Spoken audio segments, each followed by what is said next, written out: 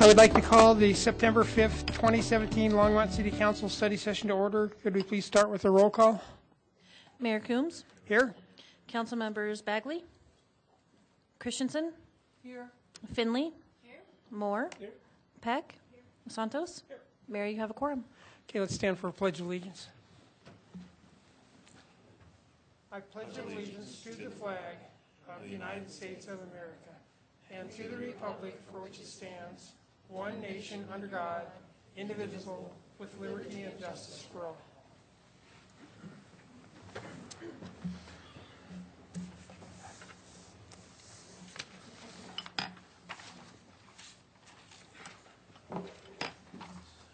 Okay, I guess we'll start with public invited to be heard. The first person on the list is, so you have 3 minutes to speak, and please state your name and address for the record. And we got Ron Gallegos.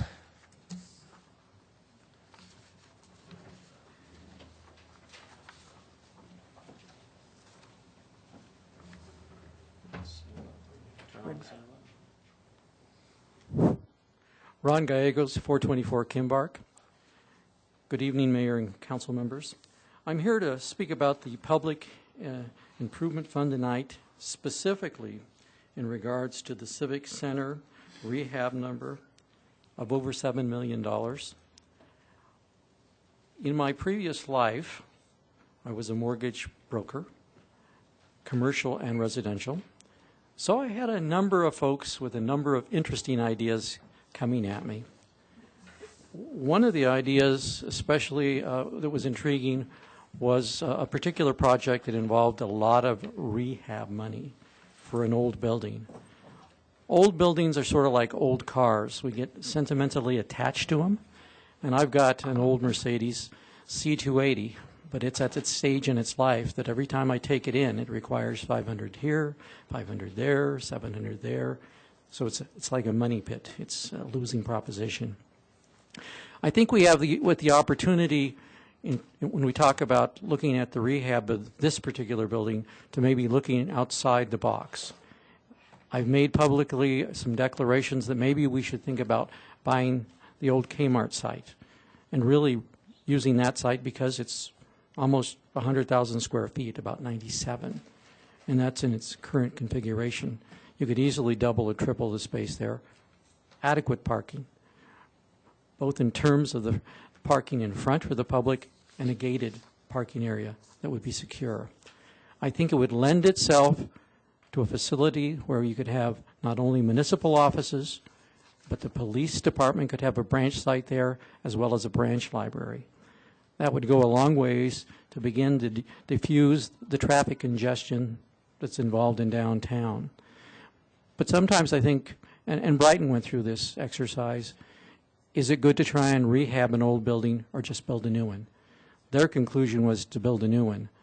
But we're folks talking about a lot of money here, and I would urge the council to give it a lot of thought. Thank you. All right, is there anybody else who'd like to speak? Okay, seeing no one, I will close the public hearing. So we'll move on to special reports and presentation. So we have a proclamation designating the month of September as Attendance Awareness Month in Longmont, Colorado. And I think Regina Quintana Carnes from the Mental Health Awareness Coordinator will be here to accept the proclamation. So I'll go ahead and read the proclamation. A proclamation designating the month of September 2017 as Attendance Awareness Month in Longmont, Colorado, whereas good attendance is essential to student achievement and graduation, and we are committed to dedicating our resources to reduce chronic absenteeism with a focus starting as early as kindergarten, whereas chronic absence missing just 2 days of school a month for any reason is a proven predictor of academic trouble and dropout rates. And whereas chronic absence predicts lower third grade reading proficiencies, course failure, and eventual dropout, which weakens our community and our local economy. Whereas the impact of chronic absence hits low-income students and children of color particularly hard if they don't have the resources to make up for lost class time and are more likely to face systematic barriers to getting to schools. And whereas chronic absence can be significantly reduced when schools, families, and communities work together to reach out to students, promote good attendance, and address hurdles that keep children from getting to school. Now, therefore, I, Dennis L. Coombs, Mayor, by the virtue of authority vested in me and the City Council of the City of Longmont, do hereby proclaim the month of September 2017 as Attendance Awareness Month in Longmont and invite all citizens in the community to celebrate education for our future leaders. So would you like to say a few words? I did bring a student and a coworker with me that Sure.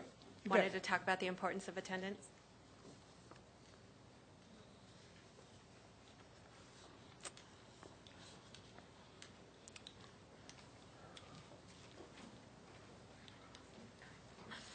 We just wanted to say on behalf of the Student Engagement and Attendance Department and the school district, we'd like to thank City Council for recognizing Attendance Awareness Month. By recognizing this month, you're partnering with the school district and addressing one of the most important factors that students have to success. And we were proud to bring with us a student who has just shown incredible growth with attendance, and so we thought we'd give him just a quick second to talk about how important attendance is.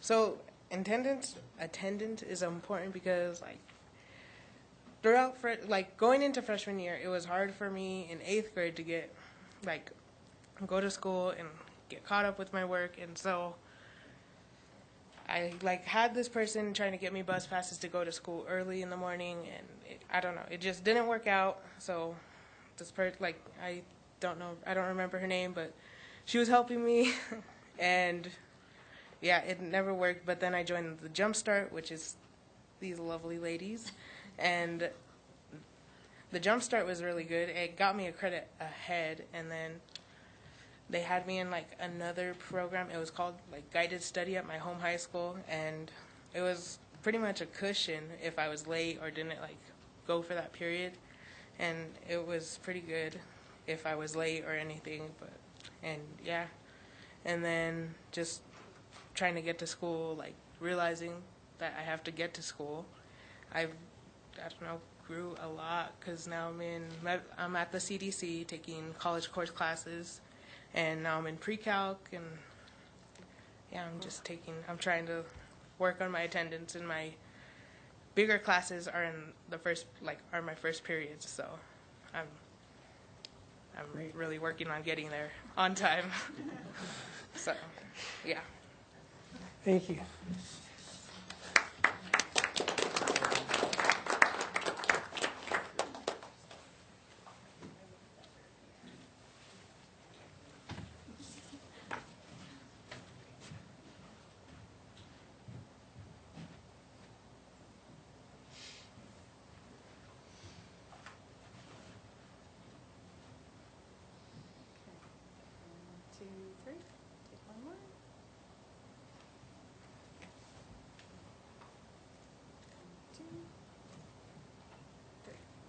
Good.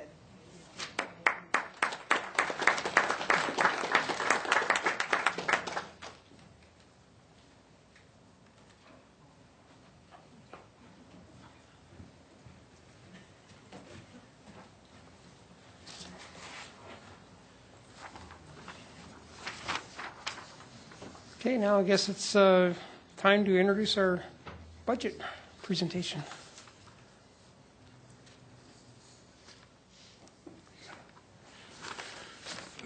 Mayor, Council, we're going to start off the budget presentation with Joanne Zias going over the compensation plan Okay. and the recommendations. Joanne. Good evening, Mayor, members of Council. Want to start the budget presentations with talking about compensation. It tends to be a little bit of a piece of our budget and has an impact on most of the employees that work here. Just as a reminder, our compensation philosophy, this has been pretty consistent since I've been here anyway. The philosophy says that the city will try to will strive to pay competitive market rates. And the thought process with that is that we want to make sure that we are matching both the private industries for positions where we have competition in the private industries, or competitive rates with other cities for positions that may just be city-based. Last year, we had talked about the fact that we do have lower numbers of staff members compared to the services we offer when we look at other cities. So one of the goals that we've had is to try to get to 102% of market, just slightly over what the market rate is, largely in recognition that our employees do provide an extra value-added service in many of those areas. We were not able to do that last year with the 102% of market, but it was recognized at that point as a goal.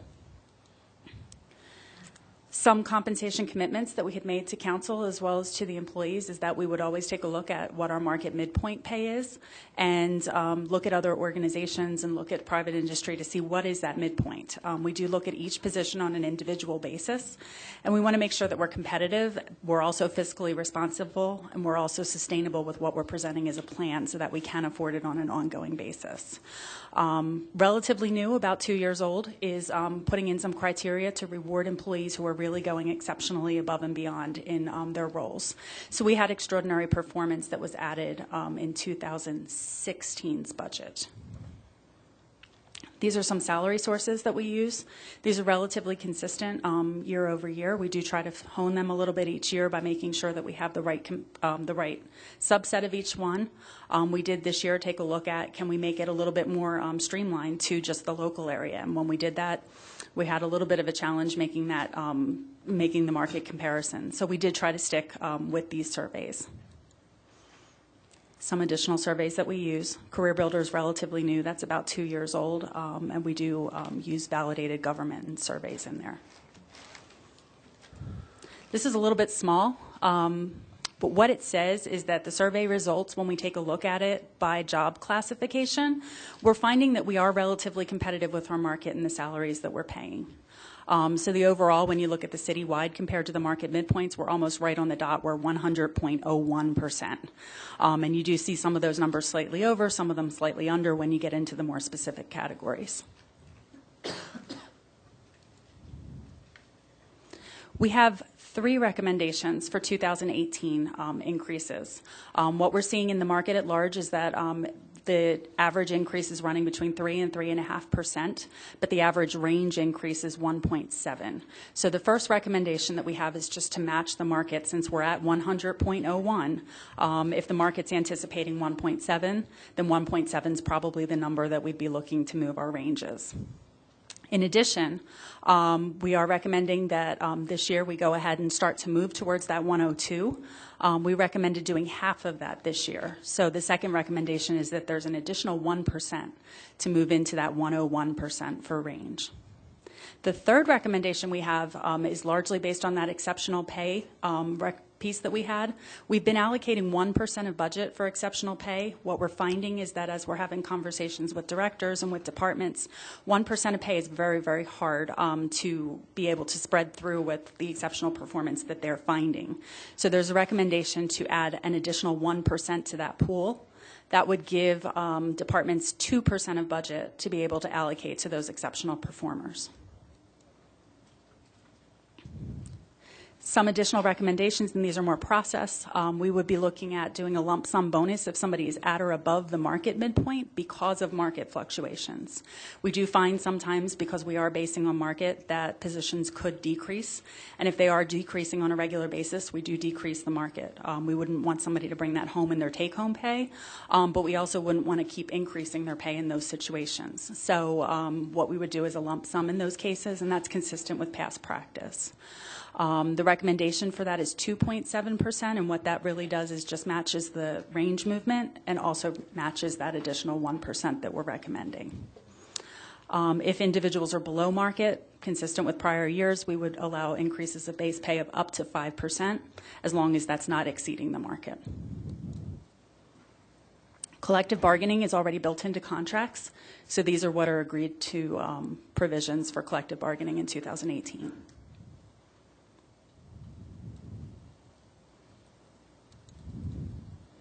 LPC step positions, we did the same process that we did for our open range positions. So those were adjusted to stay competitive with existing labor markets. We were finding that those positions were pretty consistent on target as well. So those are averaging about 2.7 also with the increases. We are recommending a minor change to the ranges. Several years ago, our ranges were going from 90 to 110%. We found that that was not sustainable. We dropped that to 107. This year, because of moving our market to 101, we're recommending that we just move that to 108, and we find that that should be an attainable goal. And that will allow us to continue the 7% range for exceptional performance. This is just a little bit more detail on the extraordinary performance. So it would be adding that 1% a pool. This is an annual increase, so individuals do have to earn it and retain it on an annual basis. So what that means is that it would be added to their pay. However, if they don't earn it in the next year, then they would not receive an increase that year until they were back down to market or earned exceptional pay again in a future year. These are some requirements. These have been consistent since we started extraordinary pay 2 years ago. What we're really looking for is individuals that are making some significant contributions to either citywide or division projects or work plans, consistently exceeding expectations. So the thought is that everyone is expected to give good service, period. Extraordinary pay is really going above and beyond that baseline and really doing something that's exceptional. We do have several criteria. If people are meeting one criteria and doing a great job, then they can move up slightly. If they meet additional criteria, then they can continue to move up.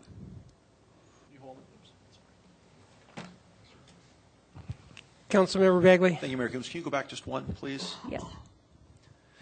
When it says, can you tell us what the additional criteria are? Sure. So those were those last slides. So let me go back a minute. Oh, one more. So if they were just exceeding expectations, so you might have somebody that's doing their job, but they're doing it exceptionally. That's one criteria. If they're making significant contributions on a citywide basis, then that would be an additional criteria. So these would be additive. They're like that. Say that again? They're like that. Correct.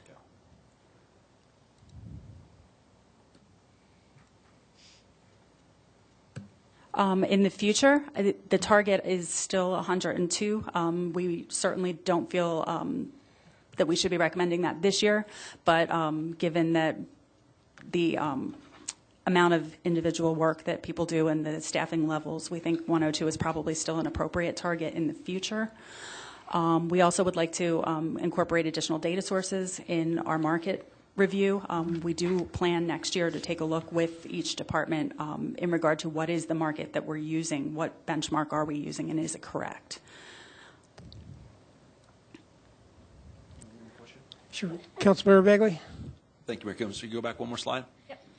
So this is always the difficult part every year because it's the only time during the year that I look at all the employees, and it's the council, basically, you know, the boss, talking to the people that we write paychecks for. And so I always go back to my office and I'm thinking, okay, well, what would I tell my staff if they were sitting here and they were making a presentation? Essentially, the presentation is, you should pay us 2% more than everybody else. Why? So there's two reasons. One would be that the service expectation is very high here. Two would be that when we look at comparable cities, what we're finding is that we have similar staffing levels to other cities, but we're providing a lot more services. So things like sanitation don't exist in many other cities. Electric services don't exist in a lot of cities. Broadband service is very unique to our city. So if we're matching their staffing levels, we're providing a great service level, and we are able to do those additional services without additional staff. We feel that that's inappropriate. Let me jump in here. So it's also it's also not necessarily 2% more than everyone else. So when we talk about midpoint, what we're looking at is you take the low end of the range and the high end of the range, and then you factor in that midpoint, and you say, here's where we are. We know that there's a number of cities that come into the midpoint that actually pay above 102%. So there's certain cities that we could point to that they're probably at 106 or 108. and we can say, Got it. this is 100, this is 102 of the midpoint we establish, which is not above everyone in the Got it. all So the other cities. Your argument is, so that what you're basically saying is that as we look at everybody else, there's some below, some will still be above, but Right. you think that at 2% above the midpoint, that is an appropriate place for Longmont to land, taking into account our services, the quality of our work product, et cetera. And I think one of the things you also have to talk about when you look into this, and we've had a lot of discussion, is you also have to look at the number of services we provide and how that compares to other cities. But the other piece that you have to take into account is you also look at our staffing levels. So if council will remember, and I think Councilmember Peck was on the council when we talked about this the first time or early on, is we actually looked at our staffing levels compared to a lot of the jurisdictions that we benchmark ourselves against, and we tended to be on the lower end of those staffing levels. So what we were finding was that we were consistently seeing, and this is going to sound, I truly believe our work product is better than a lot of the cities that we rank ourselves on, and everyone in my position will say the same thing. But I think that's a point of it. You look at the fact that we're doing it with fewer employees, and then the demands that we place on it in terms of just the cross-training that we do throughout the organization, where employees aren't doing just one thing. The folks that we work with in our organization, we train them to do multiple aspects of the organization. So if you look at our water, some of our technical folks in our water and wastewater system, one of the adjustments that we made in that system, and I bring this because we talk about rates and what are we doing to control those rate structures. Instead of having technical folks both in the wastewater system and both in the water system, what we've done is really consolidated those positions so they're trained to operate both. When you combine that with the automation that we've brought in, we've actually reduced our staffing, but they're doing as much, if not more, work than they were doing with a higher head count. And so that's very much part of what we do as an organization.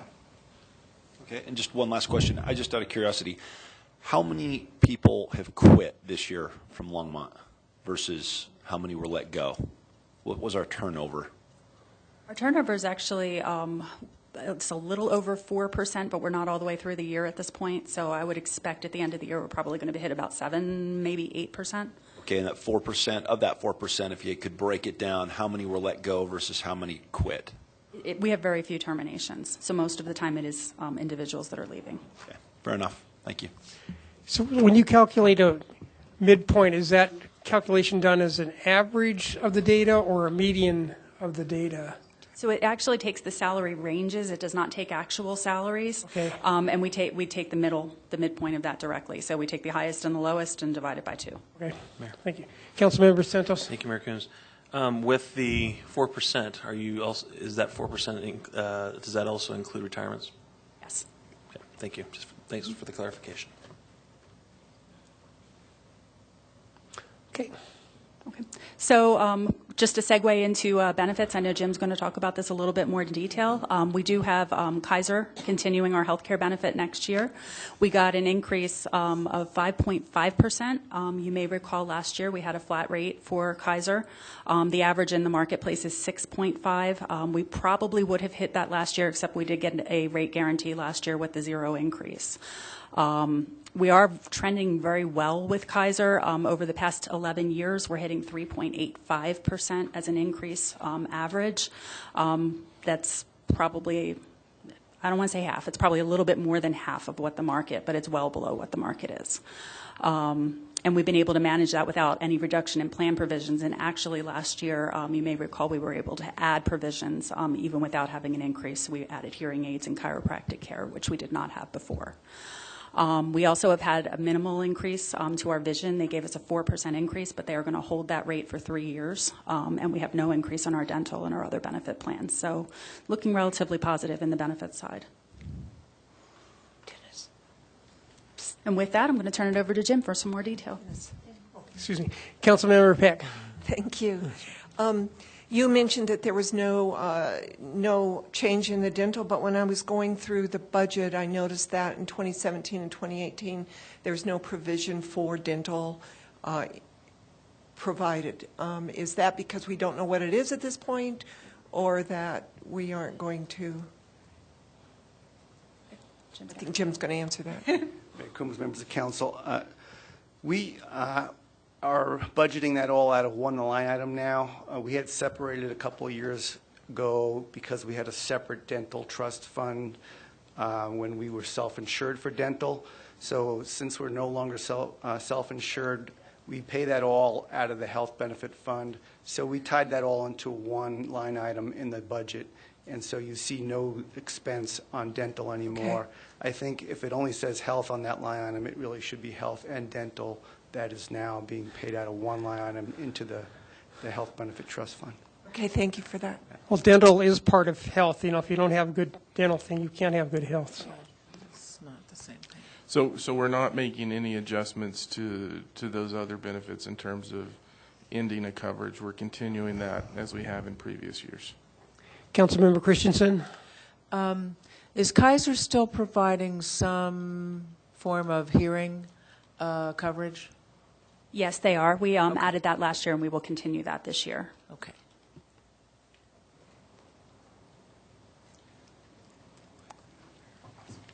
Is there any more questions on? No, don't see any. Thank you. So I think what, well, the PowerPoint's getting up. I'm really just going to segue here a little bit further on the same discussion, a little more on health benefits. No, actually, it's not. That's it. And the council communication included a little bit of a look at our health benefit fund, so I wanted to go over that and really, as the question I just answered talked about our funding being for health and dental, and actually it's greater than that. It's really all of our benefits that I'm going to be identifying here that come out of that fund. And we've already talked about most of this, but I'll come up here. These are all the benefits that we're paying out of that fund besides just health and dental. We also have wellness incentive costs for $65,000. We have OPEB liability, that's other post-employment benefits, and that's the subsidy that we have for our retirees' health benefits cost. $46,000 for police and fire physicals. So, no, let me back up here.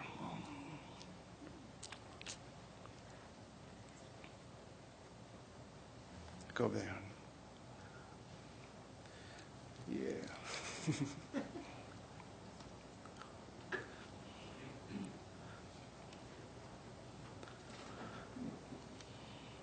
So all of our, because of the fact that our health benefits cost has been contained so well, we have the ability to actually decrease the amount of contributions that we're making to the health benefit fund. And it's really a factor of the increase in our compensation as well that is driving that. So we had 16.7% of our compensation going into the health benefit fund as the city's contribution to cover all of those benefit costs, the city's share. There are also employee contributions to the fund as well as retiree contributions for their benefits. We're able to decrease that to 16% for a couple of different reasons. One is we've really been estimating too high and contributing a little bit too much. Secondly, we've been able to control that cost as Joanne outlined with these limited to no increases in some of these benefit costs. And then finally, it's the increase as well in the staffing and or the overall pay for employees that is allowing us to actually reduce this. I think the highest amount of contributions we've made in the past was about 17.5% of pay.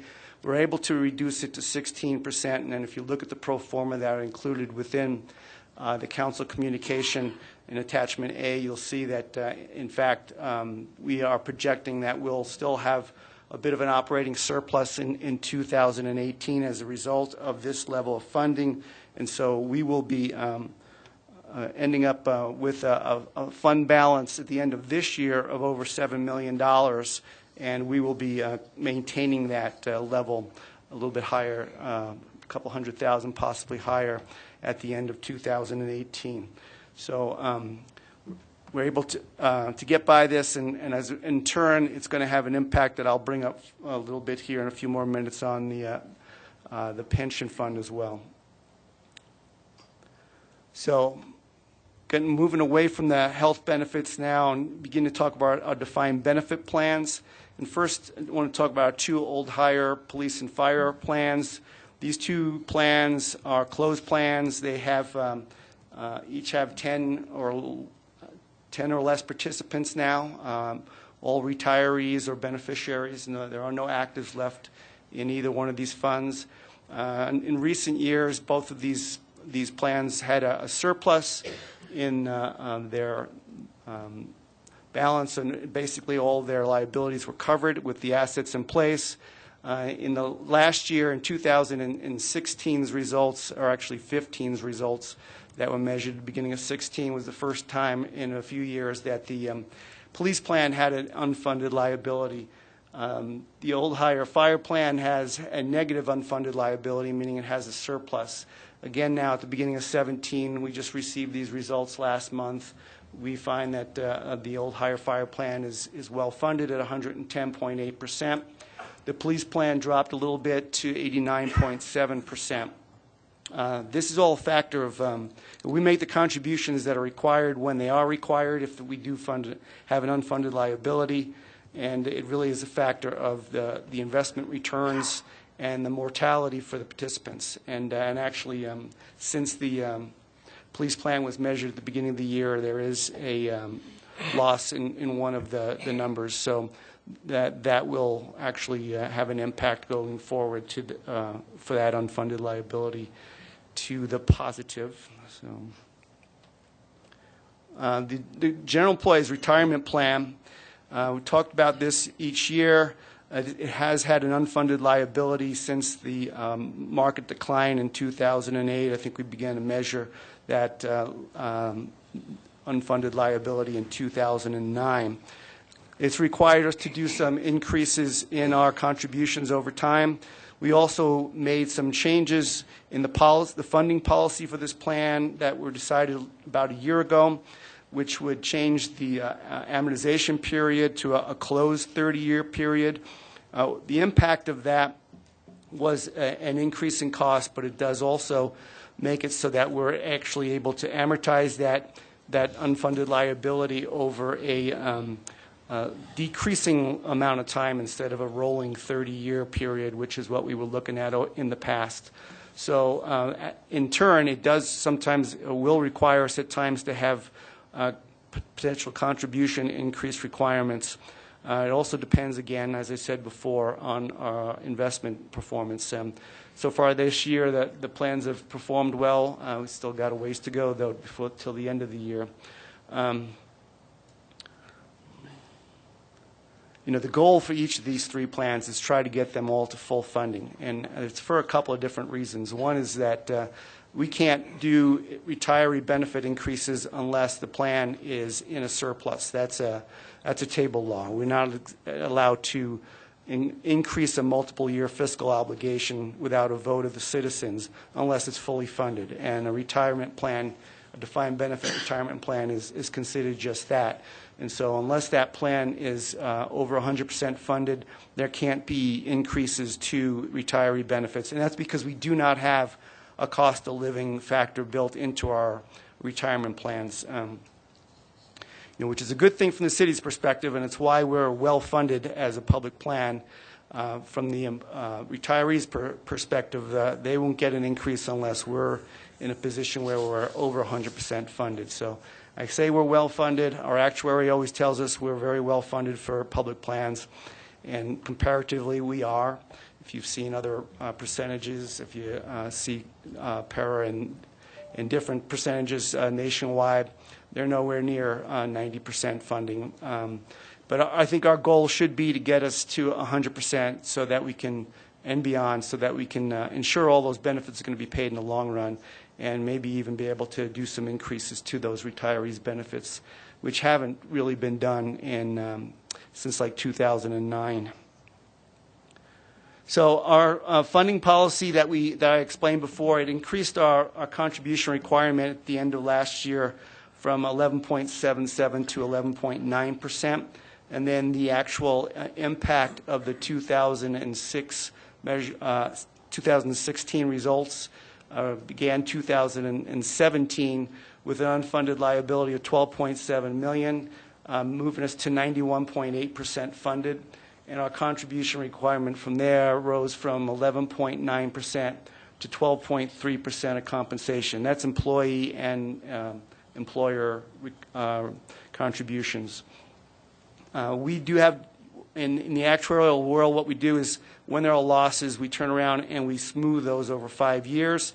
So we don't recognize them all at once, so the impact isn't as momentous. And so what we end up doing is we've got deferred losses from the last few years that we're still continuing to work into our results from year to year.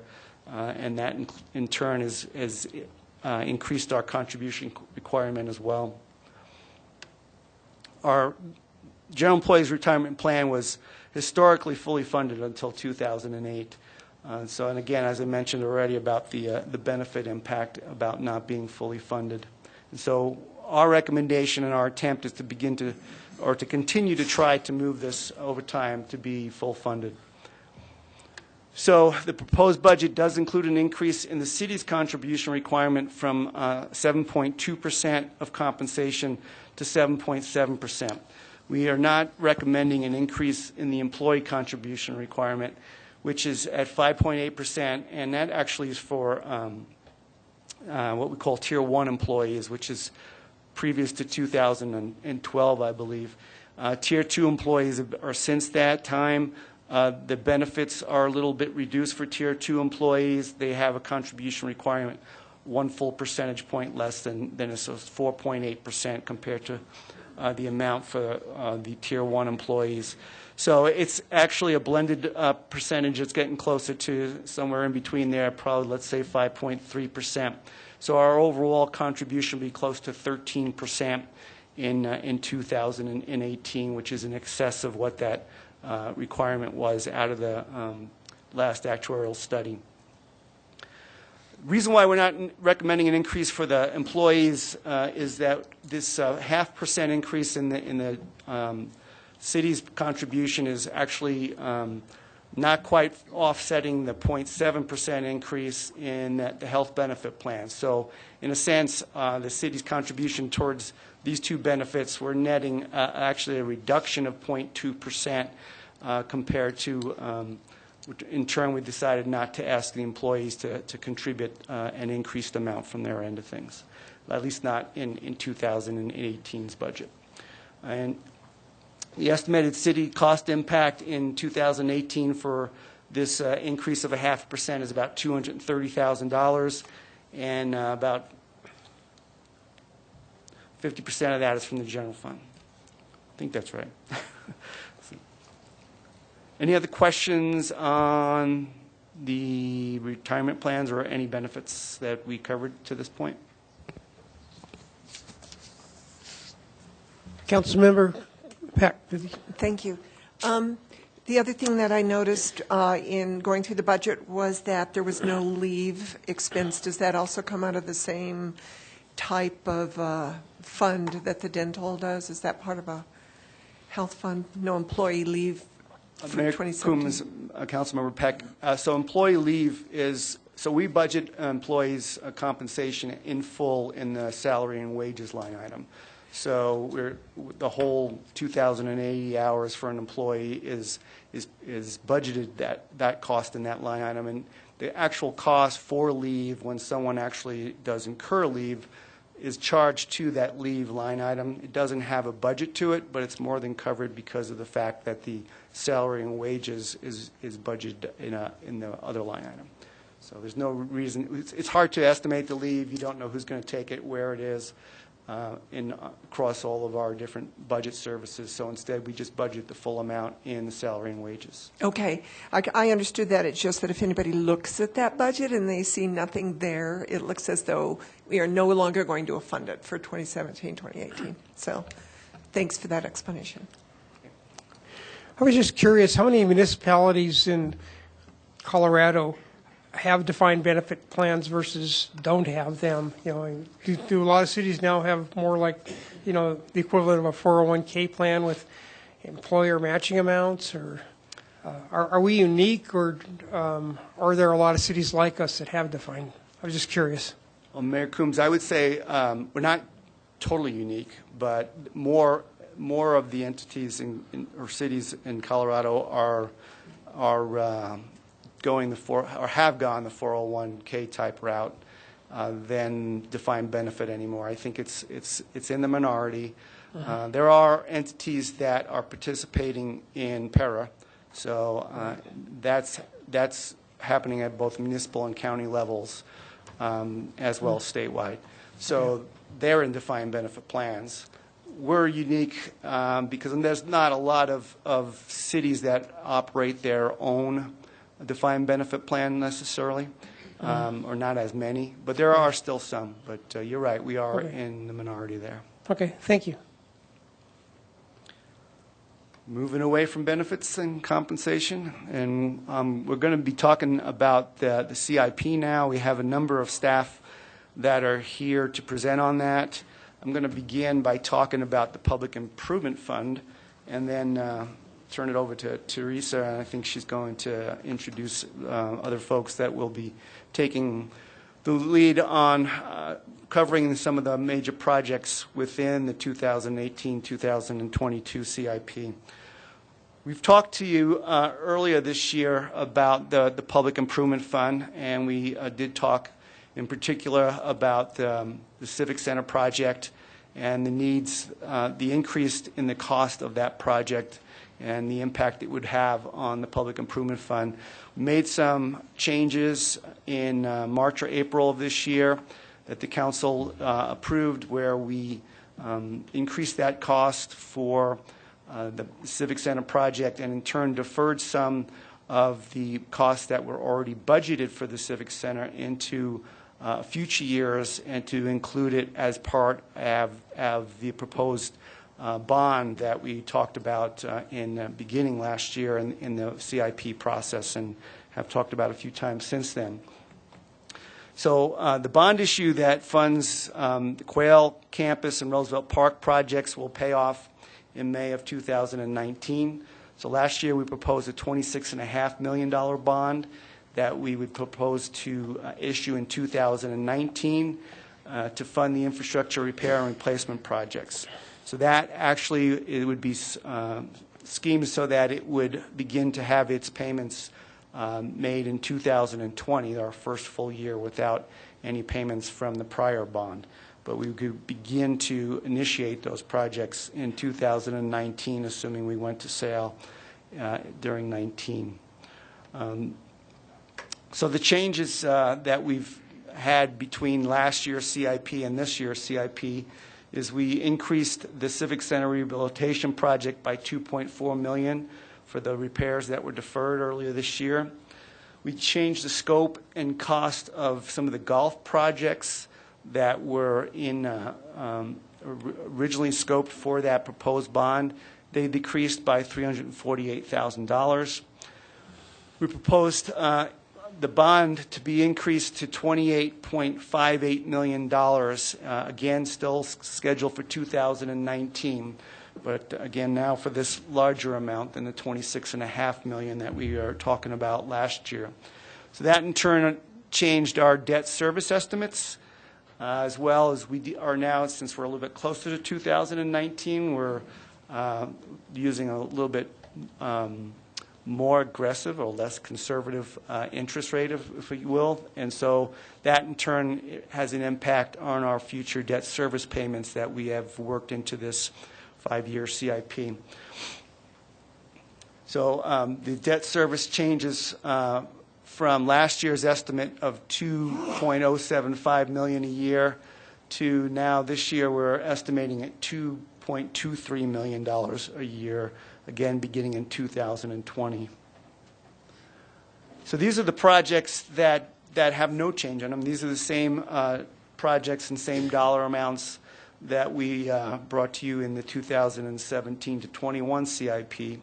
a couple of fire station projects, the Safety and Justice Center rehabilitation, library building rehabilitation, and then the facilities condition assessments and rehab for other city buildings. These are the changes that are making up the rest of the bond project. The Civic Center rehab, I mentioned that before, increasing by $2.4 million. The Ute Creek Maintenance Facility, new dollar cost with new estimates of going from $1.1 million to $1.47 million. Twin Peaks Irrigation System increasing from $2.4 to $3.1 million. Sunset Irrigation is it decreasing from $954,000 to $855,000. And then the Golf Irrigation Rehabilitation and Replacement Project, that decreased from $1.6 million to $290,000. So these irrigation projects all had some interplay amongst each other that impacts that cost. That's the best explanation I can give you, but I know Larry Mills is here to give you a more extensive one if you need that. Then the Centennial Pool renovation project increased slightly by about $25,000. Councilmember Moore. Thank you, Mayor Coombs. So the golf irrigation rehab and replacement, how is that different from the Twin Peaks irrigation, Sunset irrigation? We've got irrigation, and what are we getting for the golf irrigation? I'm going to let Larry address that.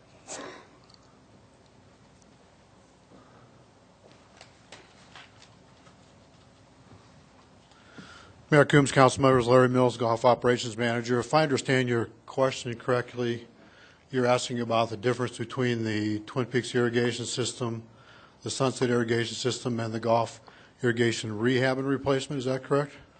Well, yeah, the first two are pretty self-explanatory what the money's going for. The third one is not. The main cost of the golf irrigation rehab and replacement is replacing the control system at Ute Creek, which is now, it just turned 20 years old. So that's why isn't it called the Ute Creek irrigation controller replacement project? That's the Ute Creek control system is part of it, and then there's costs going out in years to keep up with replacing irrigation components. At Ute Creek? At all three courses. Okay. It's not very clear, and I think we need to readjust what we're calling that as a title so that we are more transparent to the public. So we really probably need to break that out. Also, the Ute Creek maintenance facility going up by $300,000. What's up with that? I guess the simple answer is once we were getting closer to having a funding source, we refined the costs and went into more details of the costs. For years, some of these projects have been in the CIP. I think that the Ute Creek maintenance facility was in the CIP since Ute Creek was built. And once we got closer to funding sources, we spent more time, got into more details of what the actual costs were. So the project didn't go up in cost, it was just better cost accounting. Right. So basically, the design just got more firm, so that gave you better cost numbers. Is that essentially what we're saying? Yeah, Mayor Coons, we were using some rough square footage costs, and once we identified a funding source within the next few years, we spent more time, got into more details, square footage, finishes, and so forth. Thank you. I think on the maintenance facility, when we look at a facility that we're building now with the police and museum storage, the number's pretty similar to what that cost would be based on an actual that we're building today. And in general, it's going to be a very similar facility.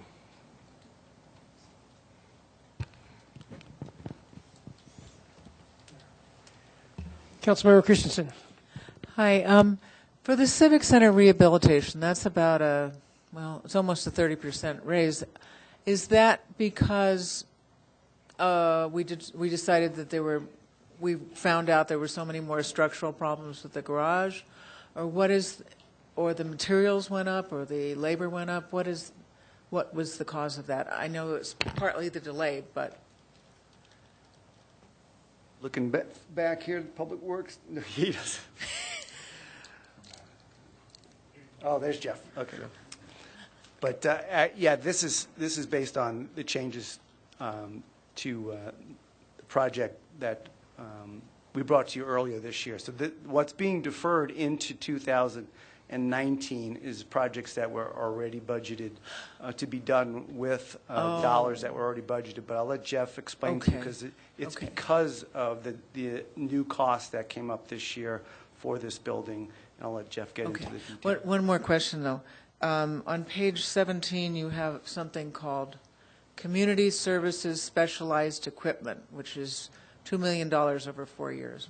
Could you explain after he's done what that is? Actually, that's on a next slide or two anyway. So.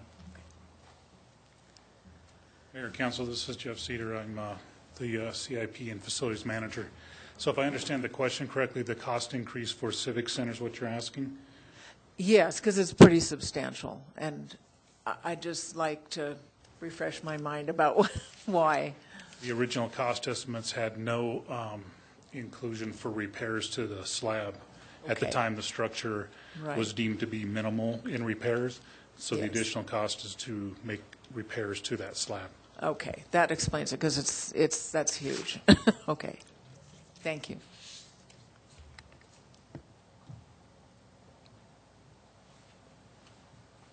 The questions? So other steps that we had to take with the Public Improvement Fund, we had to do some deferrals of some projects in order to be able to balance the fund over 5 years because of the cost increases for the debt service and also for the projects, the sales tax estimates that we used for the 5-year period of time. So we had to reduce 2 projects from what we had originally or brought to you and funded in 2017 through 21. And one of those was the Community Services Specialized Equipment project. We reduced that by $120,000 in both 2019 and 2020. And the second project was the swimming and wading pool maintenance. We reduced that by $250,000 in 2019 and $120,000 in 2020. Now, this is a 5-year CIP. In 21 and 22, we did restore the same level of funding for both of these projects because those are 2 years where we had more ability to address those needs. So those were deferred into future years of the CIP. But I'm asking Jeff Friesen to come on up here and address your question about the Community Services Specialized Equipment. And then if you have other questions about either one of these 2 projects, you can probably answer that as well. Mayor, members of council, Jeff Friesner, Recreation and Golf Manager.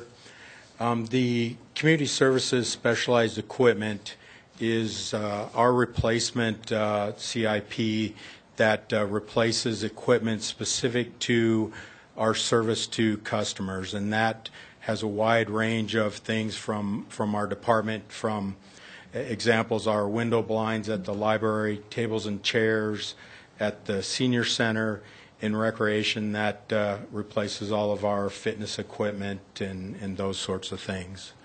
So, and then the second part, so we've been asked to push out some of what we had originally budgeted in 2018 and 2019, and based on that happening, the recreation staff is going to need to go back and reprioritize what we will have budgeted for those 2 years, and then we will decide what can be pushed out to the outer years, and we'll do that for both PB 145 and PRO 102. Any questions? Dennis. Councilmember Peck. Thank you.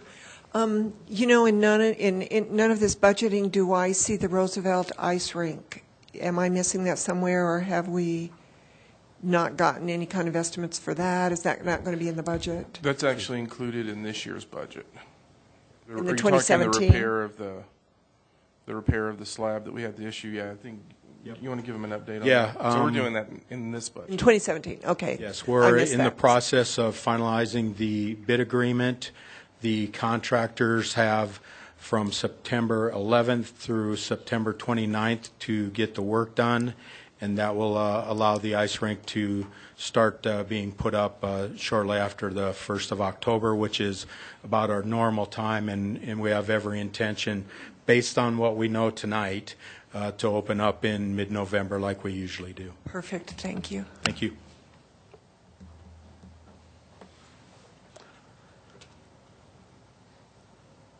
So in that last project, we did an additional appropriation for that. I believe we're ready to address that. So,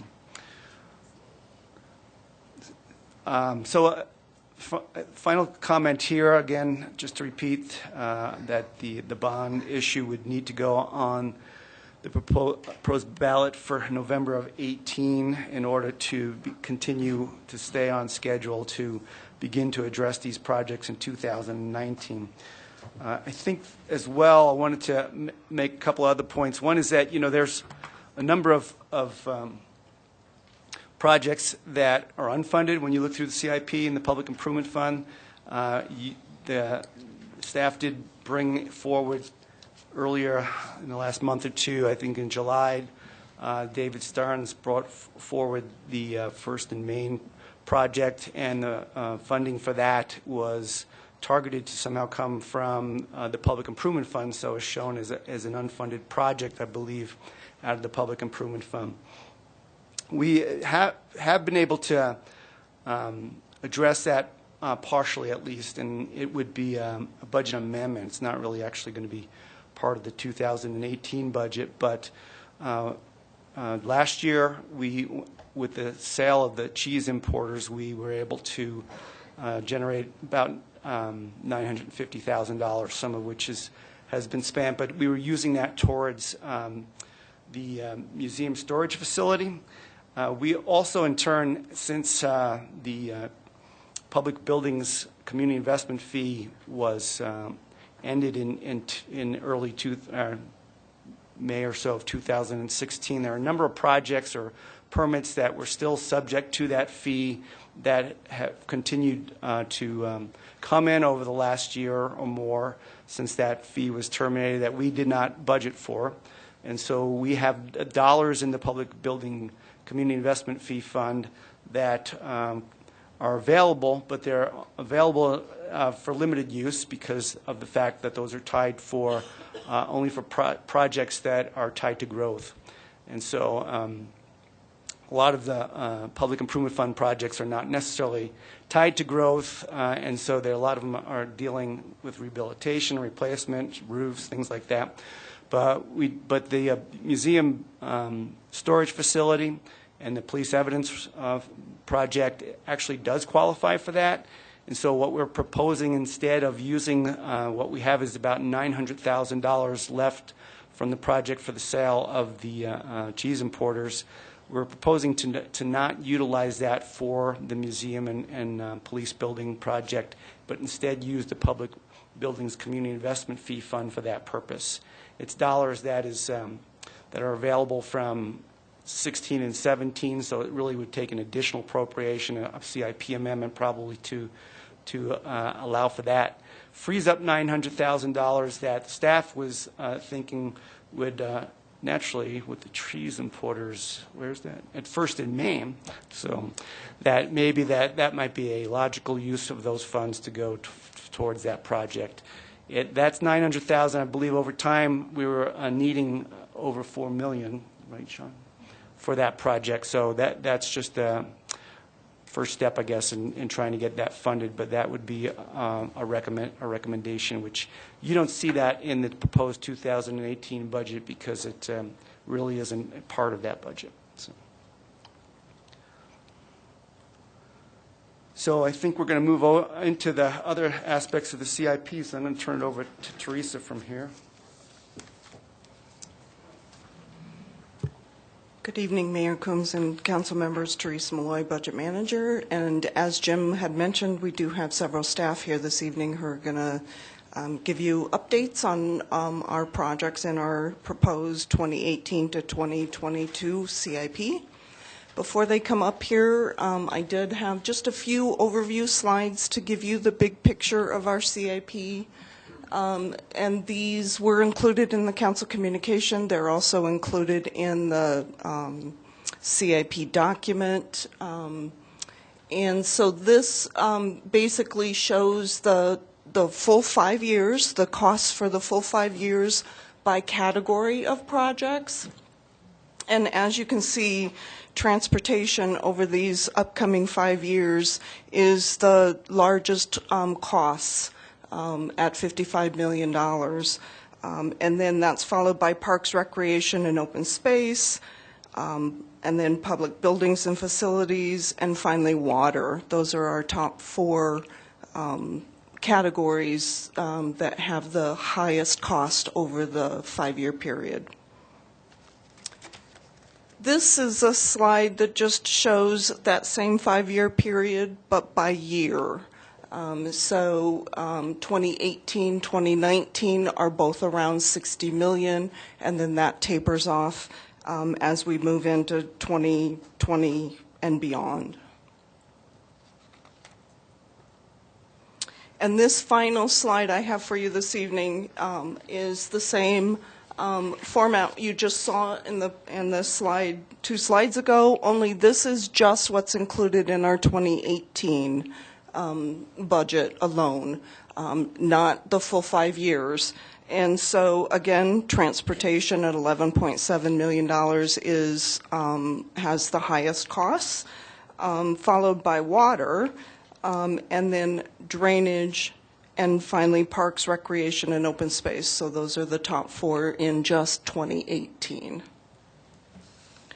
So I am going to now turn it over to the rest of the staff to present to you on the actual projects that we're proposing for funding in 2018. They can certainly answer any other questions that you may have on any of the unfunded projects, but their main focus is going to be on the funded projects. So we're going to start with Brian McGill, and he's going to talk to you about the broadband and electric projects. Then we're going to have Rob Spenlow from Public Safety come up and talk to you about a fire station improvement project, followed by 2 folks from Community Services, Jeff Friesner and Larry Mills. Jeff did touch on a couple of the projects he was going to talk to you about this evening, but they also have a couple other golf projects they want to talk to you about. And then we're going to have Sandy come up and talk to you about the Council Chamber remodel project. And then finally, the big bulk of the presentations are going to be Public Works and Natural Resources. They are the biggest builders of our capital improvement program projects, and so Dale will come up and his staff will wrap up the evening for you. There is one project that we are proposing as funded, and that is the Vance Brand Airport Improvement Project. We don't plan on having a presentation on that this evening, but David Slater will be here in a couple weeks to talk about the airport fund in its entirety, and he will touch on that project at that time. So I'm going to turn it over to Brian.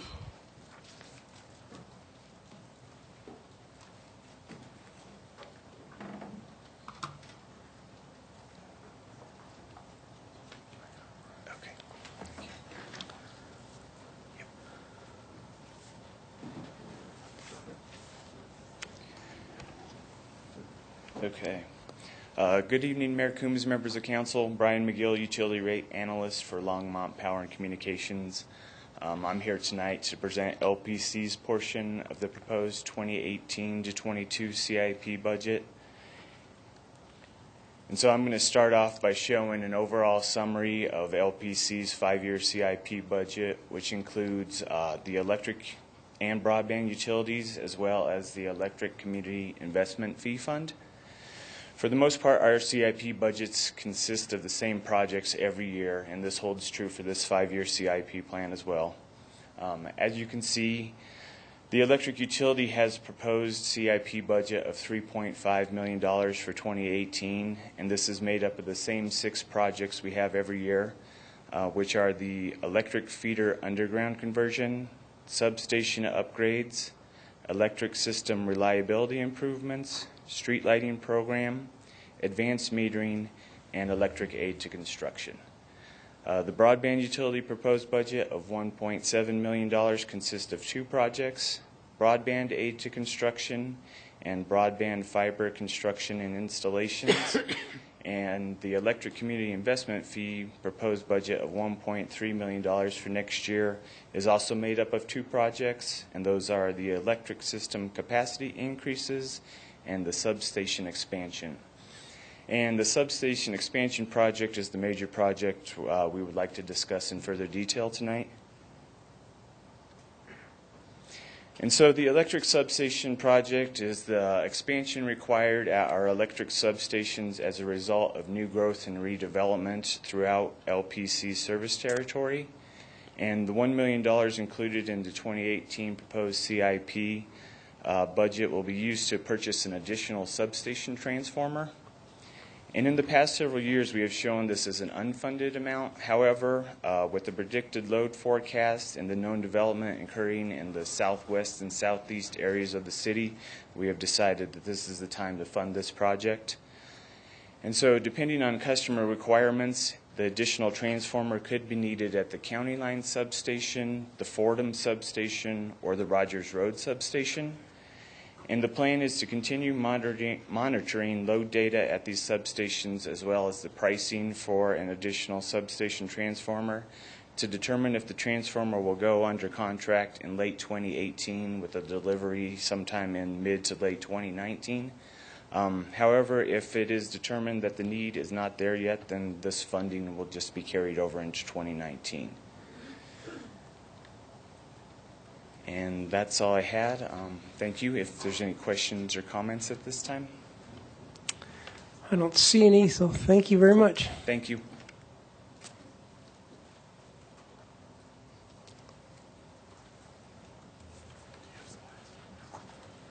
Public safety, sir. Mayor Coombs, members of council, Rob Spindler, Public Safety Support Services Deputy Chief. I don't have a PowerPoint or anything for you, so I've got one project. Basically, this project is ongoing funding for capital improvements in the stations. Big fire trucks tend to cause damage to parking lots and driveways and HVAC systems. Our facilities at the fire stations are 24/7, 365. With that wear and tear, there tends to be repairs that we can't always foresee. There are 2 projects that we're looking to do in 2018 with the initial lump of money on 2018. And that is to pave the current driving pad that we have at the training center and also convert one of the existing facilities to a classroom facility. The reason for that, we're hoping, is to reduce cost. Right now, our officers go down to either Flat Rock or CSP for driver's training. That takes a tremendous amount of resources and funding to do that. Hopefully, this will take and put us on an alternating schedule for that, so we won't incur such that heavy cost every year like we do currently. The other part is for the classroom facilities. We do find that trying to extend our dollars and stay on the cutting edge of our technology and our methods that we use, we do a lot of hosting of classes and get seats offered to us by providing facilities. Currently in the Safety and Justice Center, with that facility being in the EOC and having internal trainings, it's just getting tougher and tougher to find that space. This would give us an opportunity to have a facility that we can do more of this, as well as use it for our staff and not have travel time. Right now, if we have classroom stuff, we're doing that at a station, we're doing that at Safety and Justice, and then we're actually having to do some travel to the training center for practical applications. So hopefully those will in turn reduce our cost, operationally, administrative lost time, and increase our opportunity for more best practices training for our staff. Any questions? Councilmember Bagley. Thank you, Mayor Coombs. And then on the PowerPoint that we saw earlier, we're not abandoning any of the stations. It's all renovation or changing it to that use, correct? Yes, this is just ongoing maintenance stuff. As a case in point, we're getting ready to cut a PO for $45,000 for flooring in the stations. So these are just those costs that are unforeseen that come up throughout the year of things that need to be taken care of. Thank you. Anything else? Thank you.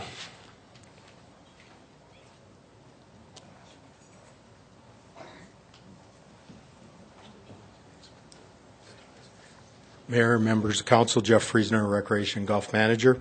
I already covered the specialized equipment earlier.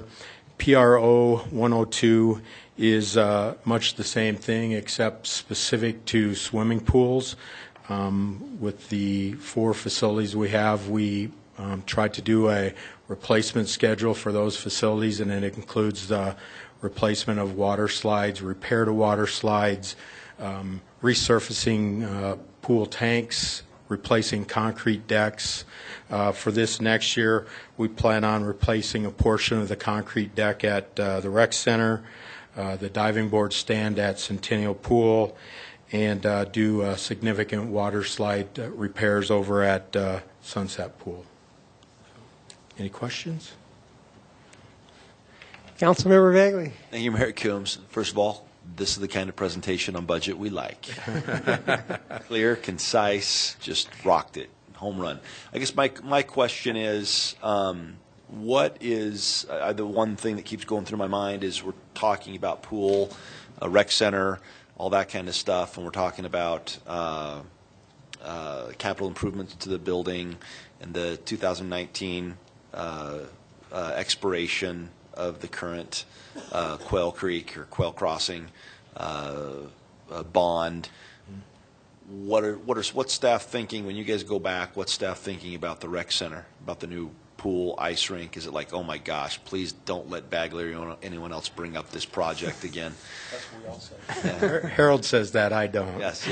I'm just curious because if we're going to put $1 million in the Centennial Pool, for example, we've talked about possibly redoing Centennial Pool, and so I just. What comes to mind is what's going on, what are your thoughts, is it possible, not possible, where would the money come from, and is $1 million investment into Centennial a waste? I don't think it's a waste based on what we know right now. The draft feasibility study, we presented it to the Park and Rec Advisory Board the last month. They had a number of comments that they wanted to have looked at, so it's not quite ready to come to council. The number for the facility at this point in time, based on the direction council gave us a couple of years ago, is right at $40 million. That includes the competitive 50-meter pool, the leisure pool, and then an NHL size ice rink. The earliest, I believe, and Harold, if you have something you want to add to this, is probably 2019 before we could go to that question. What does that mean, to go to that question? If we would go to a vote to try to bond that facility. Understood. Based on, there was always talk over the years that when the debt for the rec center and the museum and the work at Roosevelt Park, when that was paid off, that possibly it could carry forward to pay for the next recreation center. Then Harold broke the building. With the current issues that we have in facilities, it makes a lot of sense to repair what we have before we build something new. Thank you. Yeah, so and there's been some moving pieces that I think could potentially impact it in a positive way. So as we've been moving forward, there's one individual that's actually approached us about an interest in doing something in terms of ice rinks, and so we've had discussions as recently as a month ago, Jeff. Yep. And I think there's really a viable opportunity for this individual to do that, and so if they're able to move in that direction, then that could significantly impact the overall cost of a facility in terms of what we're looking at in that cost structure. And I think there's a good opportunity for a public-private partnership in a different form, because they definitely they indicated that they're working with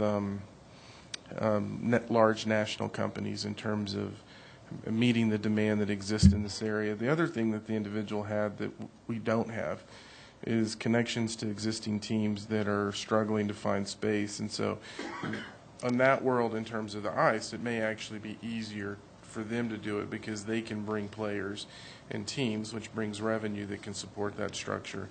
One of the things that we talked about here is why he's interested in Longmont is obviously because of our electric rates. One of the most significant expenses you have in running an ice rink is the electricity. And so, you know, that's an ongoing conversation. We have had conversations with other partners and how they'll look at it. I think it's bringing all of that together, and this is a large project. And when we look at it, depending on how that comes together, it would need to go to a vote, because there's also going to potentially be operational expenses that we're not prepared to handle that will come with it. And so I think we'll, obviously, when they move through the Parks and Rec Board, we'll be able to go through all of that in more detail with the council. Thank you. So is there a correlation between, you know, when we were presenting what our health care costs are, and, you know, it's only going up like, you know, 3.3% per year, when most health care plans to cities are going up 7-8% per year. Is ours so low because we do spend so much more money and promote, you know, health and wellness and physical exercise in other cities? Is that why we're able to help maintain lower cost in health care? That's obviously a part of it. I think part of it also, too, to talk about the work being done in risk management with Sheena and Doug. And, you know, Sheena's made an adjustment in how she approaches it, where she goes to all of the safety meetings and talks about these issues. And then, you know, really focusing on the work that we do in conjunction with Kaiser Permanente in terms of the metabolic screenings that you go through, and just really hitting that wellness piece of the broader insurance plan. Because normally, you know, what you always tend to hear is approximately 50% of your claims are generated by 5% of your population. Right. And so when you take that, I think it's a lot of the work on the wellness side, avoiding those significant claims, because it's the significant claims that tend to drive your cost up. All of it's connected, right, though. And as you may know, one of the things is the employees and the rec passes. And so they use our facilities. And so all of that is connected to that broader wellness piece. Well, I'm definitely have always been a massive user of our rec programs here, and I think they're great programs, and I think it's money well spent for our community. That's my 2 cents. So, good job. Thank you.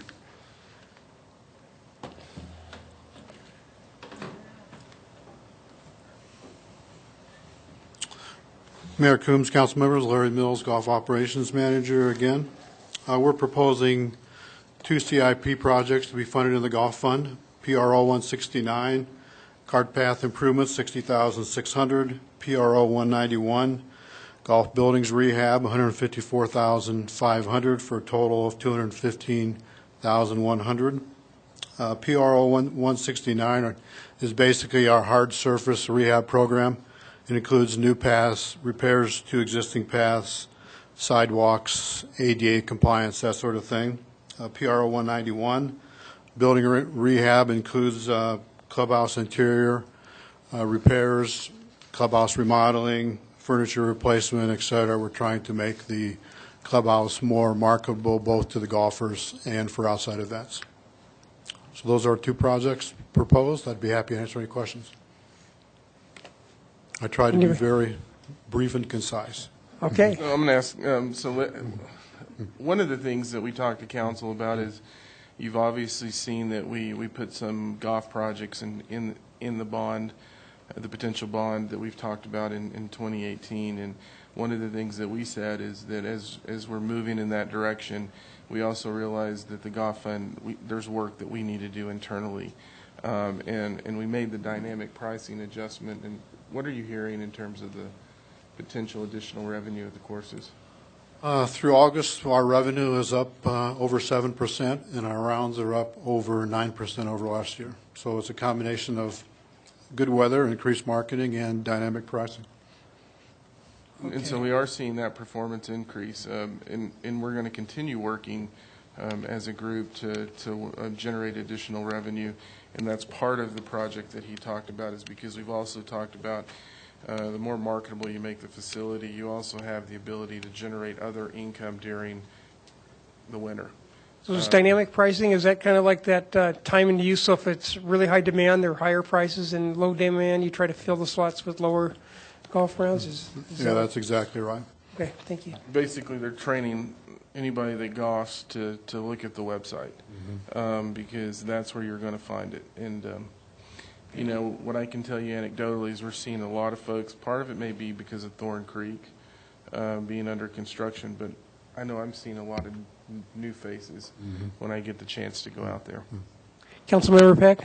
Thank you. Just to clarify for me, are these all the golf paths at all golf courses, the facilities at all golf courses, maintenance facilities that you're refurbishing and redoing, or is it specific golf courses? No, it includes all three.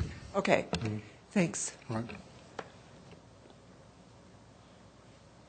Okay, I don't see any further questions. Thank you very much. Mayor Coombs, members of council, Sandy Cedar, Assistant City Manager, and this is, I'm going to update you on PBF 178, Council Chambers Remodeled Part 2. So we're going to start this year. We're going to start this year. This is Phase 1, and Phase 1 this year, 2017, is in the operating budget, and that really is replacement of the AV system. For 2018, what this includes is redesign of this entire room. So that includes the seating, which in some cases is having some real issues staying seated, the dais, all the different furniture, all those kinds of things. It's in conjunction with the ADA improvements for 2019 construction, which would then add an ADA accessible appropriate ramp and some other things to the council chambers. So essentially 3 parts, this year AV, next year design, 2019 is reconstruction of council chambers along with the ADA improvements required. Councilmember Santos? Thank you, Mayor Coombs. Does that include a new voting system? I know that Valerie has. This year is the voting system, but this year is voting and microphones. We're going to keep the same TVs though. Thank you. Yeah, we're crossing our fingers on the electronics right now. As you noticed, we've been having some issues. I think Dale's next. Before Dale comes up, we did our presentation a little bit different this year, and the reason we did it is because what you're going to find in the CIP is there's a really strong emphasis to maintenance and upkeep in the CIP. There's not, if you remember previous budgets, we tended to have really large projects.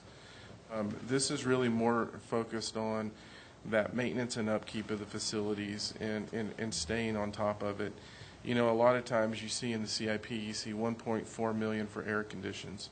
You know, the reality of it is that's really important for us to focus on and stay on top of it, because if we don't do it, that number can grow pretty fast on us if we don't make those adjustments within our budget, make those improvements on a regular basis. And Dale's going to cover a lot of that. But I just wanted to touch on why it feels different this year, and it's really focused on maintenance and upkeep.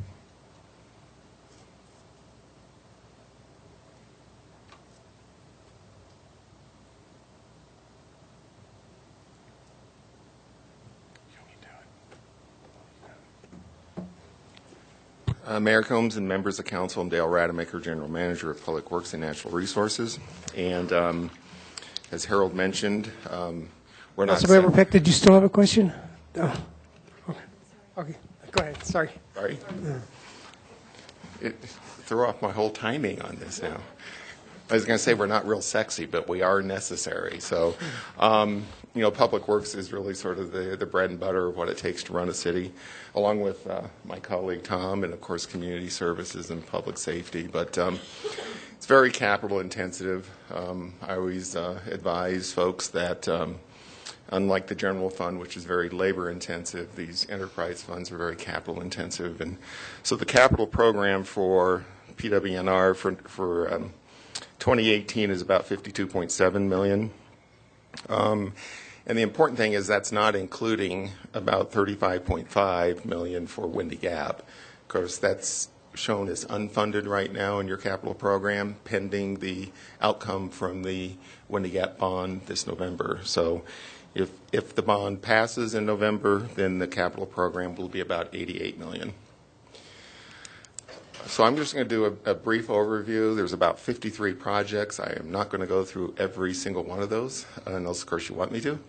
I was going to go in general areas. And so in the drainage area, we've got 5 major projects. It's about $10.6 million. Of course, the largest one is the Resilient St. Vrain project, and we give you periodic updates on that, so I'm not going to spend a lot of time on that particular one this evening. In the public building arena, Public Works has about 9 projects totaling $3.6 million. Again, the largest one of those now is a little different. It is building new construction projects out at the Public Works maintenance facility, in addition to replacing some of the particular facilities out there. And in particular, out there at the Airport Road facility, we're doing work that will provide for areas for the drying of our street sweeping debris and ditch excavations, which again are really interesting things, but you need a place to do that. The salt and anti-icing chemical storage building is on its last leg. Again, that was built in about 1991-92 era, and it has reached its useful life. And we're also doing some drainage improvements on the site and some driveway improvements. This is a multi-year project going on out there, and council may remember we consolidated what used to be all the utility operations that used to be at the service center with the Public Works operations that used to be out at Airport Road. We have now combined that, so we've really put all of our operations staff out at that one facility. Another project that's in public buildings is the HVAC, and Harold has already touched on that. Again, that's maintaining these air conditioning and heating systems in all these municipal buildings. You can see the buildings that are up for renewal next year. Long list of those, many of those that have heavy public presence, including areas like here at the Civic Center and the library and the Memorial Building. Moving over to Parks and Recreation and Open Space, there's about 13 projects, $9.2 million. The largest one there is Sandstone Ranch Community Park. It's the last phase of that park, and also a continued extension of the Greenway. So again, these are 2 examples of projects that are actually expansion projects in the parks area. So the first one is Sandstone Ranch, and if you've been to Sandstone Ranch, you know that the fourplex of ball fields is built. To orient you, this is Highway 119 along the top. This is the ballpark area, and this is the sports fields over on the other side of Spring Gulch. So this project is to build another, almost a mirror image of the fourplex of ball fields that are out there. It'll also include sports courts and associated amenities such as concessions and restrooms. It's a fairly expensive project, but it will sort of really build out the vision of what Sandstone Ranch was intended to do. Another project that we're looking at, finally getting back to after the 2013 flood, is extending the St. Vrain Greenway to its outer limits, if you will, on both the west and the east end of our community.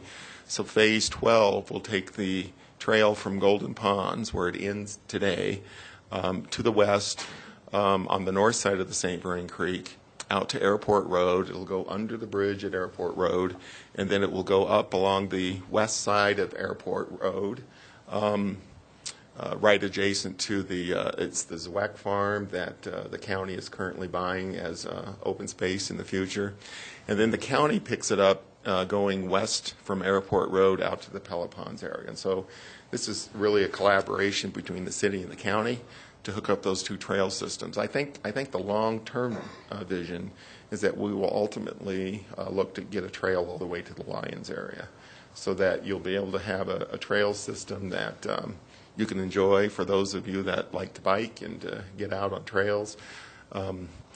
That's a few years into the future, but I think that's a high goal to get to, and I know it's one that I believe the county is looking at. So the trail along Airport Road, will that be done next year? Or? Yes, that's scheduled to, well, let me correct that. And David can correct me if I'm wrong, but I think we're doing design in some of these years and then going to construction. So it may be more of a design in 18 going to construction in 19. Okay. Correct? Great. Correct? Thank you. Here you go. I should say I've got folks behind me here that have actually got the answers. Okay. I'm really just here to talk. Right. Well, we go down to the Zweck's farm about every day to get fresh ears of corn, so that will be really nice. Yeah, wouldn't it be awesome to get out there? Yeah. Similarly, out on the east end, we're looking to go from Sandstone Ranch out to St. Vrain State Park, and that's going to be a collaborative effort with State Parks. who will be building the trail from the state park up to 119. We will be building on city property and the Hayes conservation property to go out to the portion where 119 crosses the Sebring River. I think the challenge on that particular project. Councilmember Christensen, did you Sorry. want Sorry. have a question? So many years ago, before Paula Fitzgerald retired, she was talking about a bike path that would go all the way from Hygiene out to St. Vrain State Park. That is what we're talking about. Yay! So when do you actually think this? So the Am I going to get to bicycle on this before I die? Yes. Good. We'll get this before light rail. Yeah, it'll be decades ahead of light rail. It's intended these two segments will be built over the next 5 years. Again, the one going out east to St. Vrain State Park, the difficult part of this is going to be crossing underneath State Highway 119. There's not a lot of clearance underneath that bridge, and so it may take some collaboration with CDOT and looking at that particular crossing. I think it can be done, but it's going to be a tight fit, and that's also an area where the floodplain is tenuous at best. If you remember the flood of 2013, the river was about 1.5 miles wide out there. So, but you shut the trail down if there's a flood of that nature. Again, the ability though for folks to bike out to St. Vrain State Park, I think, is going to be really a community benefit that will draw people into the area, as well as provide opportunities for Longmont citizens that they don't have today. We're also doing the basic stuff in parks, and you'll remember we have the $2 a month park fee, and Council, you approved that several years ago, and it really was to maintain, and we're still playing a bit of catch up on getting the parks facilities up to speed. And I think the other thing that we committed to is that we would not build new facilities without a clear sense of how we're going to maintain them. And so when I was talking to you about the trails or Sandstone Ranch, we have got parallel dollars coming into the operating budgets to be able to maintain those over time. We didn't do that as well over the last 20, 30 years. I think we've learned from that to budget better, but we are still doing many park renewals around the entire system. So I'm going to move over now to sanitary sewer. 3 projects there, about $6.1 million. The largest one there is the wastewater treatment plant master plan improvements, and this particular area is heavily focused on asset management. That primarily being going forward in the sanitary sewer collection system. So this is a map of the sewer system, if you were ever interested in that. If you probably can't read the detail, but the different colors represent what decade the lines were built, and so they date back to the 1910s. When I wasn't here, up to the ones in the last decade. Essentially, we got about 360 some miles of sanitary sewer. The thing to focus on, though, is we've got about 21 miles that are over 70 years old. And so those are the ones that are going to get the most focus going forward. A lot of that work is going to be in situ form of work that avoids the trenches coming down the streets. We do that everywhere we can. It avoids the disruption to the neighborhoods. And we can typically do it unless we have a lot of damage in the pipe that prevents that approach. The other one is that we do have ongoing regulatory requirements at the wastewater treatment plant. We gave you an update on that when we talked with you a little bit about some of the funding needs in the sanitary sewer fund. So I won't dwell too much on that other than to say when we start bringing those facilities online this fall, we would love to host a tour for council to come out and see the facilities that the Longmont citizens paid for and funded, and why they're important going forward. One of the cool projects that we're doing, and this was included in the bond back in 2013, the $31 million bond for sewer improvements, is the methane reuse project. And off to the right there shows the flare where we're currently flaring the unused methane that we all generate every day from the biosolids going to the wastewater plant. So we looked at several alternatives, including electricity generation, use of the gas as a biofuel, injecting it into a utility pipeline and letting them, convey it away. And then also a supplement gas by local businesses. We were looking at some of the businesses in close proximity to the plant. The selected alternative, and all of that was a cost-benefit analysis that we went through, as well as a sustainability analysis to show us which one would pay off in the long term. So the one that we selected was to use it as a biofuel, in particular for the sanitation fleet. And so the project does include the construction of a fueling station out near the wastewater treatment plant for the sanitation fleet. That fleet is scheduled to start being replaced between 2018 and 2021, and we're going to replace them with natural gas fueled by Longmont citizens. So it's a cool project. Really, from a sustainability perspective, I don't know how you get more sustainable than that. It is about $3.6 million coming out of the bond funds and about $3.325 coming out of sanitation. And the analysis we done have completed shows that it has about a 7-year payback to the sanitation fund. So it's a cash flow issue. It's not a long-term cost to that particular fund. And so we're excited about that. We are also have just submitted an application that you all approved to DOLA for a $1 million grant. And the sense we're getting is that they like the project. They see it as a really innovative kind of project that they want to be part of as well. So now I'll move to transportation. So we've got about 8 projects there, $11.3 million. The largest one there is the street rehab program. That's the sort of really the bread and butter of the street system. That's the program that you see torn up streets all around town, as well as all the concrete repair going on. And it is an intensive effort. It's also one that's driven by our pavement management system, and so we're not just going to the neighborhood that wants us to come there kind of thing. We do it based on the condition rating of the streets, and we look at that from a system-wide perspective. And so it's all based on the analysis of the condition of the pavement.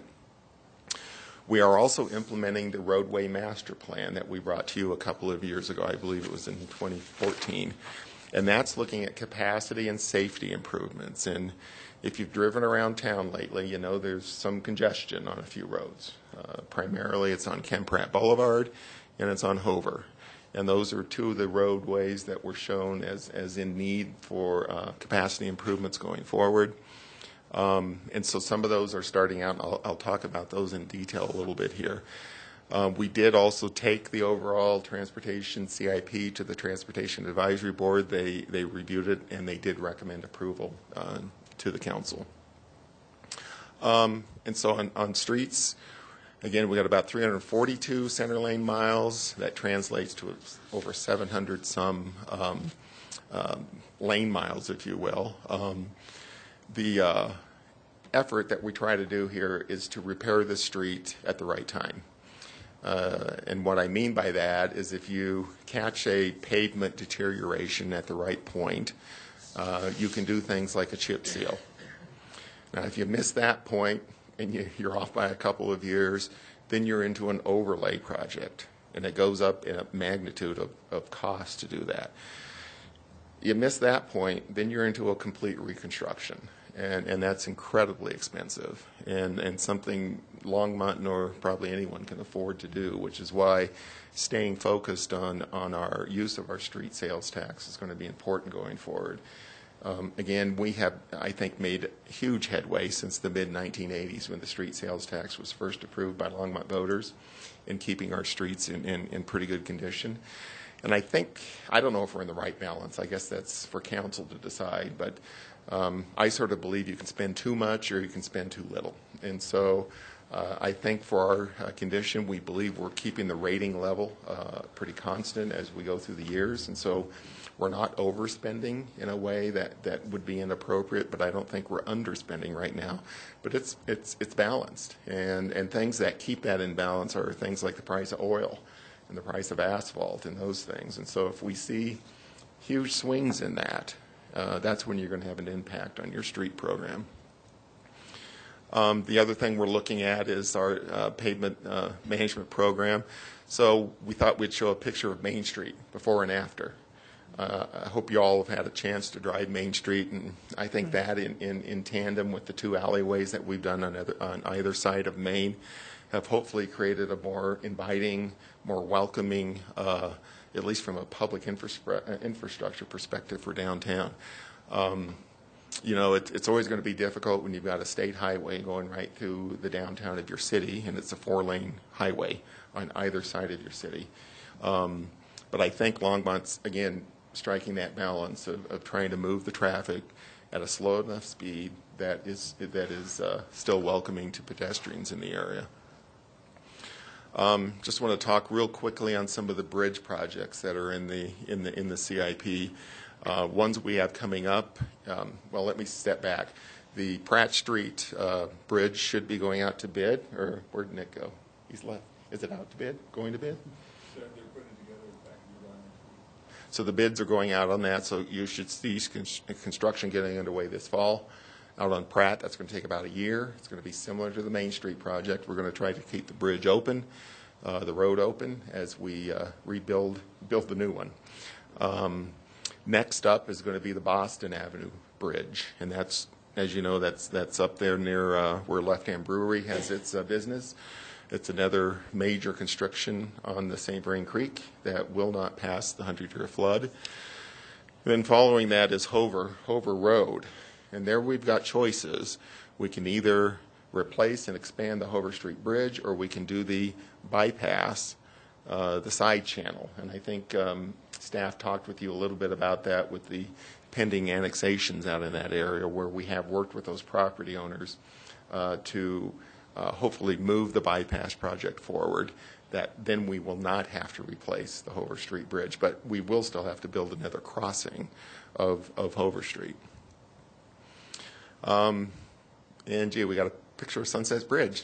It's still built and it's still working. Wow. It's our city's best bridge now, right? Well, I don't know. Main Street's pretty good. Nice too. Main's is good. Martin is good. Yeah. Ken Pratt's good. That's a great point, Mayor.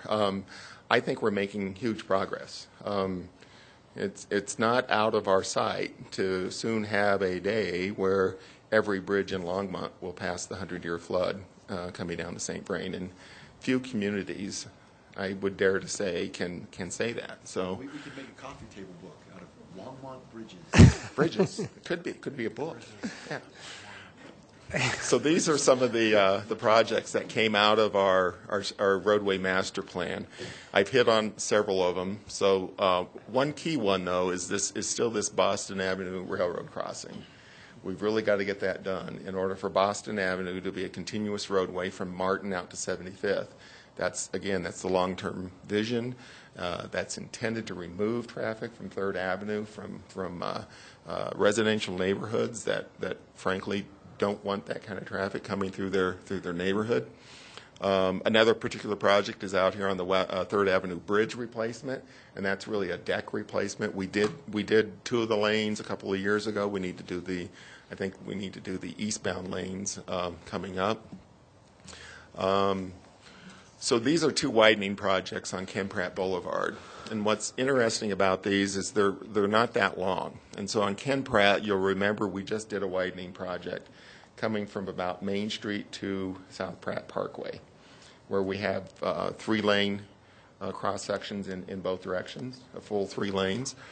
Our goal and what the roadway plan told us is that we really need to be working towards a 3-lane cross section from really the eastern city limits of the city, coming through the intersection at County Line, down along Ken Pratt Boulevard, all the way out to Nelson Road, to where the railroad crossing is. And so this area in green is the area that we believe is the next most logical widening point. We're also doing this project in tandem with the ongoing BRT study that we're looking to try to get bus rapid transit coming out of Boulder up the diagonal. We're doing that in partnership with RTD and City of Boulder, County of Boulder. And really what we're looking at there is to bring BRT to Sunset Street, up Sunset to Boston, which is why this railroad crossing is important, because then that will get you right into the transit center at Boston and Maine. Hover Road is a pretty obvious one. You know, thankfully, we've got a really vibrant village at the Peaks now. I think you're going to continue to see additional commercial development along that corridor, which is, you know, great for the community. It's tax dollars that we need. But frankly, we need to keep our eye on Hover Road, really from the diagonal up to Boston. And so it's not the entire length of Hover. We're not trying to push through the residential area. It's really down in this commercial zone that we're trying to get that done. And then there's 3 intersection improvements, and these are tricky intersections, very incredibly expensive intersections to rebuild. So Hover and 119, Hover and Clover Basin, and Hover and Nelson. Those studies are underway, and we'll be developing budgets around those and talking with you about that in future years. We're also installing new traffic signals in the city. One is coming up at 17th and Harvard, which I really think will help not only traffic movement on Harvard, but also pedestrian crossing of 17th Avenue. I think it's a bit daunting to try to get across 4 lanes and do it, you know, with a lot of confidence. The other one we're putting up is out at Nelson and Grandview Drive, and you know that's out near the Silver Creek High School area. Again, another intersection that needs help. Coming up in 2018, we're going to be making improvements to Weld County Road 1. We talked with you a little bit about that when you were looking at some of the projects, development projects coming through for multifamily housing up near 17th and County Line. So we are looking at some of those improvements. We're also looking to get a light out at 9th and Deerwood, same kind of issue, right? Or maybe not. Our traffic studies tell us that it might be a good place. And also doing work on South Pratt Parkway to make bike and pedestrian improvements along that particular corridor. Also, as part of our incentive program with Smuckers, where we're going to be installing a light out at Fairview and Highway 119 that will also assist in getting into Sandstone Park. And so it'll help our city. It'll also help the Smuckers development going forward. I'm just clicking on other projects here. So on the area of capacity improvements, I've already talked about it a little bit. So it's really Ken Pratt and Hover. We're looking at capacity. Again, not just sort of doing it on a whim. We're following the roadway master plan that projected traffic needs out to 2035. So it's a very long-term look at things. And these were projects that were identified in the 2014 street sales tax election with the public. And so, again, it's our city staying true with what we tell the voters we're going to do with the funds. Quiet zones, we know that's an issue out in the community. We're all hearing about it. As we advise council, we are looking to apply for the next round of DOLA grants. We went ahead and slotted the project out at sanitation and the methane gas project because it was on a quicker track to go to construction. We are still looking, though, to go after a DOLA grant, in particular down at the First and Emery project. And so if we're successful in getting that, that will free up some other funds that we would come and talk with you about what you believe are the best uses of those funds. And there's many competing things. You know, one example would be to maybe look at doing some additional quiet zones in the city. Of course, another one is we've got a railroad bridge that we need to get replaced across the St. Vrain. And so, again, if that DOLA grant comes through, and depending on when the bids come in on First and Emery, we're hoping we're going to be able to talk with you about some options on some of that. The other thing is that we're working on is with the U.S. 36 Mayors and Commissioners Coalition to prepare a regional Tiger grant for quiet zones. You know, the city of Loveland, I believe, went after a Tiger grant and they weren't successful. We're hoping now that as a regional approach, we'll have more success. Unfortunately, I don't think we know yet what the federal funding level is going to be for the Tiger grant, but we are staying with it and hope to get that regional grant put in. Councilmember Peck. Thank you. Dale, can you go back to that last slide? Possibly. Let's see if I can see it up here. Oh, wait. Previous? Yes. Okay. Just out of curiosity, you're saying you're working with US 36 Mayors and Commissioners Coalition on a regional basis. What else would that grant be used for in the region? You know, I don't know if Sean is still here. I'll defer that to Sean. I think he's our staff liaison to that effort. Because the US 36 is what bothers me. Is it going to be for 36 also? Good evening, Mayor, and also Councilmember Peck. Regarding the Tiger Grant, what we're doing right now, we're just in the preliminary stages of trying to plan that. I'm working with Phil Greenwald. The effort is being coordinated really between Longmont and Boulder, but it's all of the cities that are on the Northwest Rail corridor, and we're all collectively submitting. We plan to all collectively submit our quiet zones. So Longmont has, I think, the most of any city, but Louisville has some, Boulder has some, and people are using different pots of money as match, but as Dale is identifying, we have identified some local match that would do that. But we think that that regional approach, we've been told by the U.S. Department of Transportation when the mayor and I went to D.C., that regional approach will be much more competitive than if we each individually apply. Thank you. Thanks, Sean. So moving into water, I think this is the last one. I can tell I'm losing you all here. So we have 14 projects, about $11.6 million. The largest one is the Windy Gap Firming Project. Important note there, and I think I said it early on, is that the current CIP is only showing the funding coming out of the Water Acquisition Fund and the Raw Water Storage Fund. And so there's about 30-some million coming out of a potential bond election that after the election we'll know if we have that to put into the budget or not, and if we do, we would then amend it and include those funds. Again, a lot of the focus here is on asset management.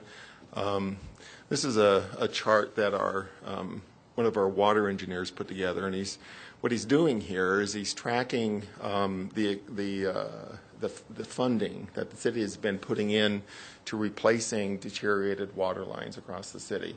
And we do that with a pretty detailed formula.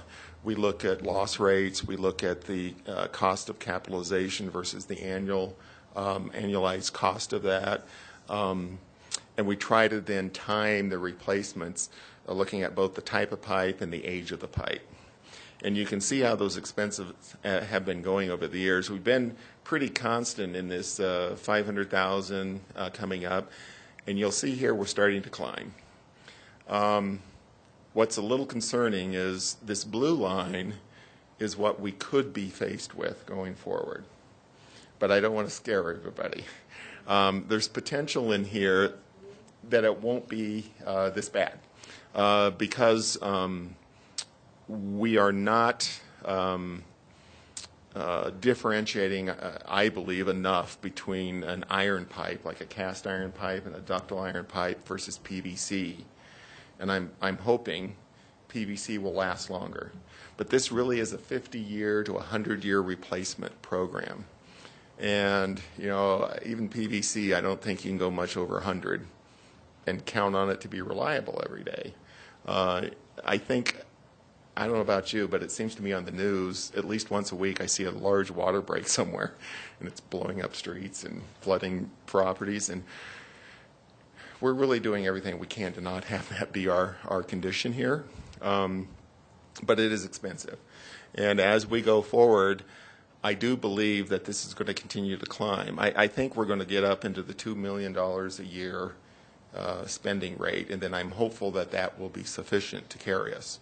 But time will tell. And really, if you start to see a lot greater break rate, you know you're falling behind the curve. And what I can say is from the mid-1980s up to now, our annual break rate has not climbed hugely, which, again, similar to the pavement management, you want to catch that before you've got a complete mess on your hands with breaks happening every other week, especially in a residential neighborhood.